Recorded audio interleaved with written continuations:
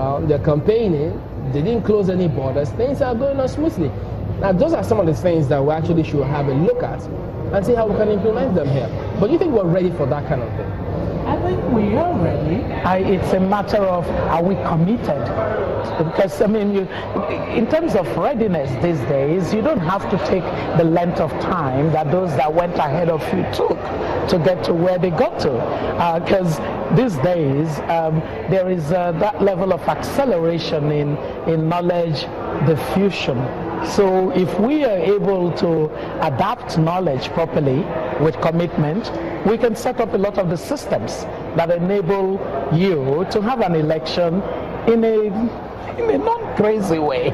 we see a lot of trust in this election, trust in the precincts, trust in the voting centers, people going in. I mean, nobody's going in to vote twice. People are orderly, they cast their ballots and they walk away.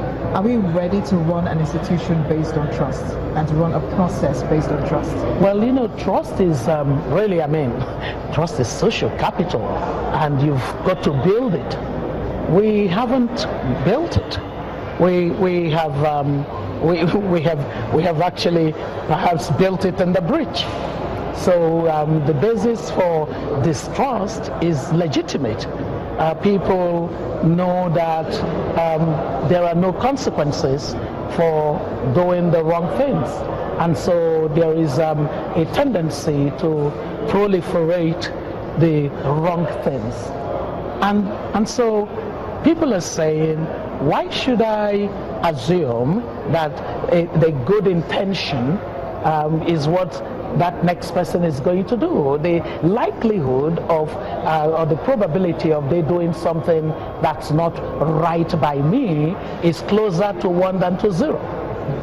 So with that kind of a mindset, it's a trust deficit environment that we have. But that's not to say that you cannot then build on it. You can begin by at least removing from human discretion a lot of things that can be systematically done. There are processes in the election management that can be systematized. And the more that you can do that, then the human error and the human capacity for discretionary decisions that can imperil our systems would be reduced. We need to build toward that. And we actually need to frankly have a conversation about our political system and to say, how is it arranged to ensure that the citizen and their interests are at the center of every conversation that we have.